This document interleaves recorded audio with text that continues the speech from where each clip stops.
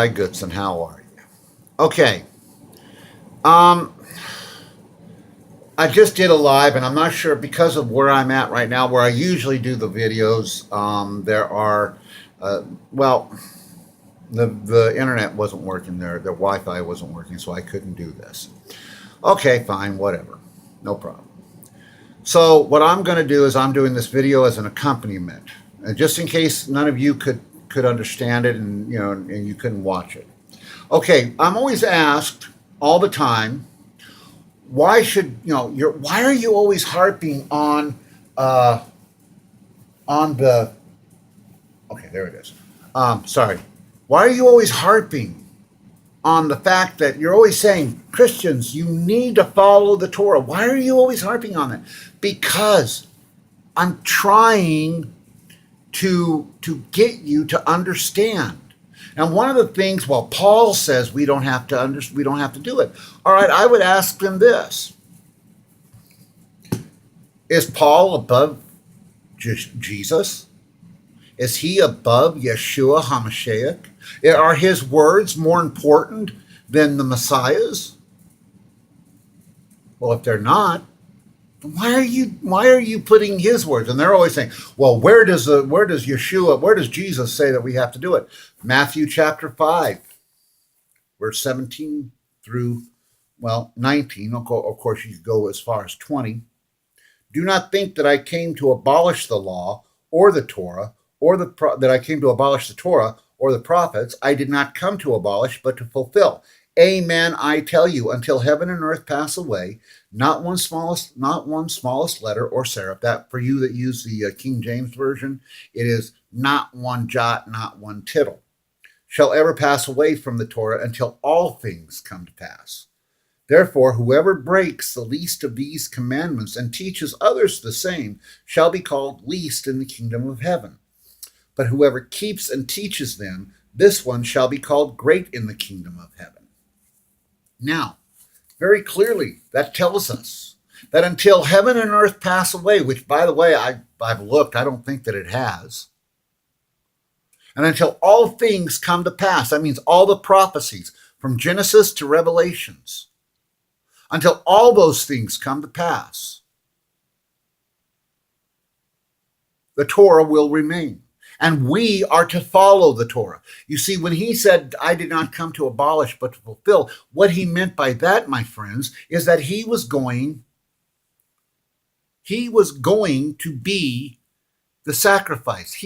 We're no longer bound by the penalty or the requirements of the Torah, because he will have met them. He will have fulfilled that.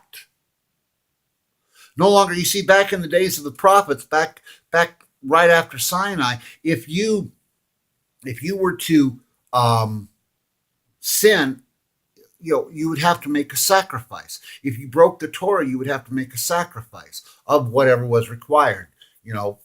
Coming from a ram all the way, or a cow, or a bull, all the way down to a small turtle dove, depending on the type of sin you had and the veracity of it, would determine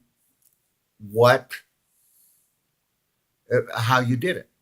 Okay, which animal you sacrificed, because all sin required a blood sacrifice.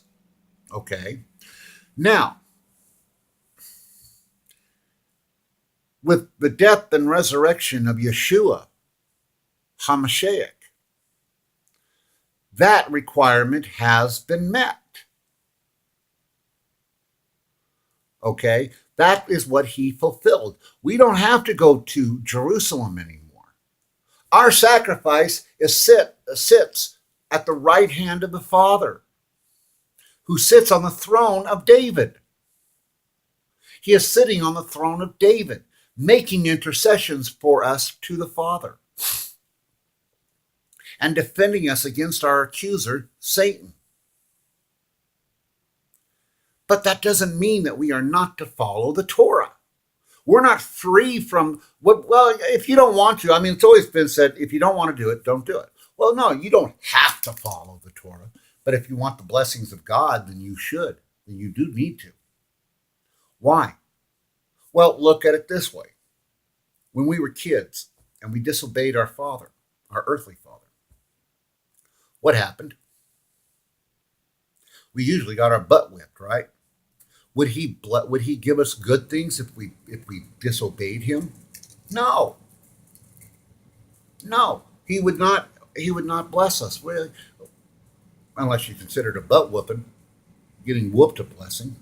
And then, okay, yeah, he would. No, we had to do what he wanted us to do in order for us to get the good things from him, right? Well, it's the same thing here. If you don't obey him, why should he bless you?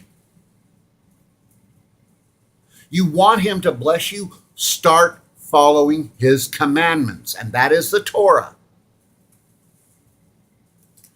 Now, I'm sorry, but that's just the way it is. You want the blessings of Yahweh? You want him to bless you? Start following the Torah. You know, one of the things that and it was asked, why are we always getting sick? Why are we hear of Christians getting sick, getting cancer and all that. And and I was thinking about that, and I remember because I was praying very hard for several people that have cancer. And I finally said, God, why are your children getting cancer? Why? I want to know why. I want to understand this. And he said this. And I was sleeping. I'd gone to sleep. And I always anoint myself when I go to sleep so that I have pure thoughts when I sleep. I also sleep under the tallit as well. I put it on top of everything, okay? But I still sleep under the tallit. And so that I can have pure thoughts. And he came to me one night, or his Rahakotish did, and said to me, my people are sick because they keep on disobeying me. They're not following the Torah. They're not following my law. So they're sick. Folks, you want to know why there's cancer going around the believers? Because you are not following the Torah. He can't bless you with health, with continued health until you do. Do you know what? Now I've always been messianic, okay? But when I was not truly committed to him, okay? I mean, I would, like most Christians, though I never considered, though I wasn't, but like everybody, I picked and choose, like a lot of the Christian churches do. Not all of them. Well, basically, but pretty much all of them. They pick and choose what commandments they want to follow. And then if they slip up, oh, well, God will understand. I was saying that. Oh, well, Yahweh will understand that I'm only human. And it came to me, no, you'll be forgiven, but he won't understand. You'll still have to be punished. And that's what he's doing. Because I was asking him, because there's 4 people that are my friends on this, on Facebook that are going through cancer. And, and I'm like, God, what is going on? Why are these people getting sick with cancer and other debilitating diseases? Why aren't they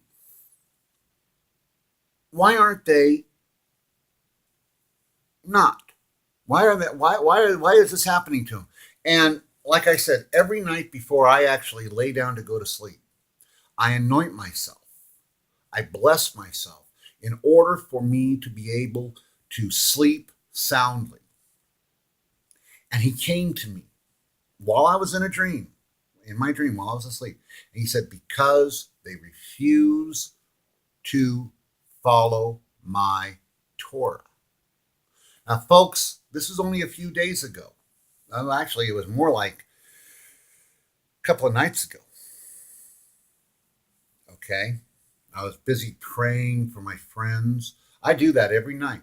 I pray for you by name. This person is sick. This person has the cancer.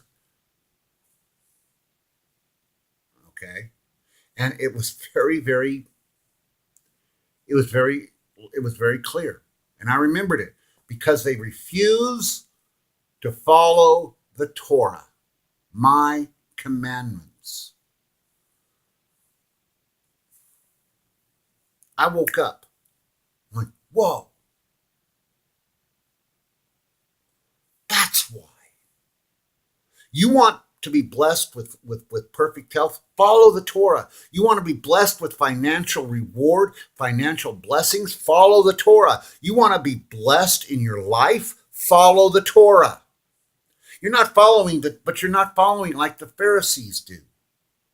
You're following it because you are commanded to do it.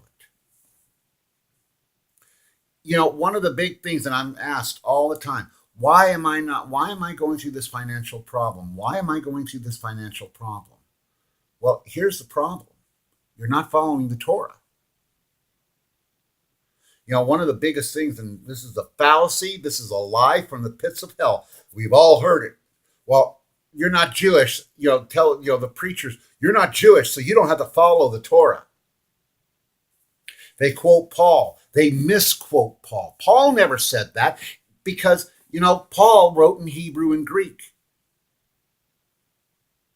And in my Bible, which is the actual translation from the Hebrew and the actual Greek, it doesn't say don't follow it. Just don't use it to make yourself righteous, because there is no righteousness in the law. But you're still to follow the Torah.